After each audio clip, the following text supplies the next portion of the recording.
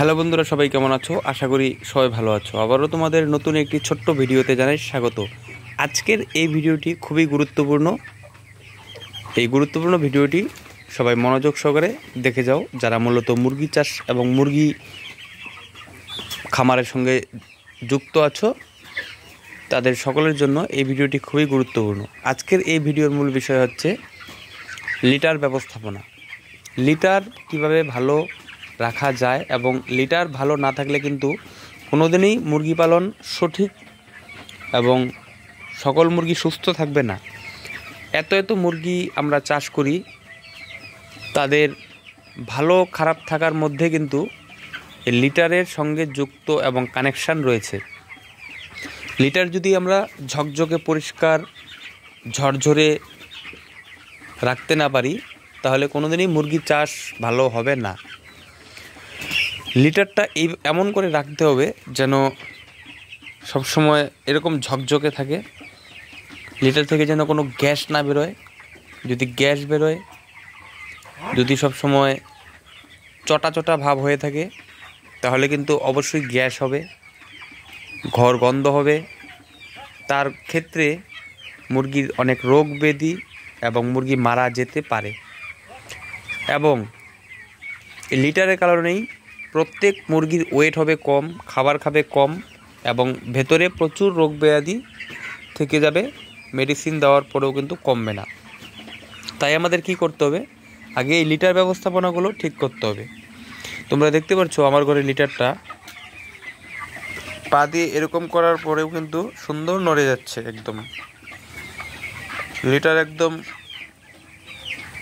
অনেক ঘরে দেখবে লিটার চাপা লেগে চটি লেগে থাকে, একদম মানে পা দিয়ে ধাক্কা দেওয়ার পরেও লিটার নড়ে না, লিটার চাকা হয়ে থাকে, এক জায়গায় মাটির মতো শক্ত হয়ে থাকে।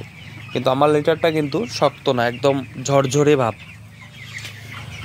তো পাখি যখন ছোট থাকবে তখন তোমাদের কি করতে হবে? পাখি যখন ছোট থাকবে তখন কিন্তু আমরা লিটার ঘাঁটি না, কারণ তখন লিটার ঘাঁটলে কিন্তু ধুলো উড়বে, পাখির সর্দি হয়ে যাবে। তাই ছোটোবেলা লিটার আমরা ঘাঁটি না। ছোটোবেলা কি করতে হবে? সকালবেলা আমরা যখন রুমটা পরিষ্কার করব, পাখিকে জল খাবার দেব, তার ঠিক আগে হাতে একটা চটি নিয়ে, চটি দিয়ে আমরা উপরে যে পায়খানাগুলো রয়েছে সব এক জায়গায় করে জড়ো করব। উপরের যে মোটা দানাগুলো থাকবে সেগুলোকে একটা চটির মাধ্যমে এক জায়গায় করার পর আমরা সেগুলো বাইরে ফেলে দেব। এবং পাখি যখন বড় হবে, যখন লিটার ঘাটার সময় হয়ে যাবে তখন তোমরা অবশ্যই লিটার ঘাটবো। এবং নতুন লিটার এবং নতুন কুড়ো ঘরে বিছানোর সময় কিন্তু অবশ্যই তুতে স্প্রে করে নেবে। তুতে স্প্রে না করলে কিন্তু যে লিটারটা আমরা ঢালবো তার মধ্যে যদি কোনো ভাইরাস পোকামাকড় থাকে, তুতে স্প্রে করার পর এগুলো কেটে যায় এবং মরে যায়। ভাইরাসটা কাটে, পোকামাকড়গুলো মরে। তাই তুতে অবশ্যই স্প্রে করতে হবে। এবং ঘরে যদি কোনো পুরনো লিটার থাকে, যেমন এই লিটারের সঙ্গে যদি আমি আরও কোনো নতুন লিটার যোগ করি তাহলে দুটো কিন্তু মিক্স করে দেবে, ভালো করে মিক্স করে দেবে, তাহলে ভালো হবে। আর এক সাইডে যদি নতুন লিটার থাকে তাহলে সেটা পাখি উড়াবে এবং তার মাধ্যমে কিন্তু সর্দি হতে পারে। তাই লিটার ব্যবস্থাপনা খুবই গুরুত্বপূর্ণ। পাখি যখন বড় হয়ে যাবে তখন কিন্তু পাখির পায়খানাগুলো বস্তায় ভরে বাইরে ফেলতে হবে, অনেক দূরে নিয়ে। এবং লিটারটা ভোর বা সকাল তোমাদের যখন কাজের সময় হয় তোমরা কিন্তু অবশ্যই ভালো করে লিটারটা ঘাঁটবে। ভালো করে লিটারটা ঘাঁটবে সকালবেলা, সবার প্রথম লিটার ঘাঁটা, তারপর জল খাওয়া যা ইচ্ছা দেওয়ার দিয়ে দেবে। লিটার ব্যবস্থাপনা সবার আগে। লিটার ঠিক না থাকলে পাখি কোনো দিনই ঠিক থাকবে না।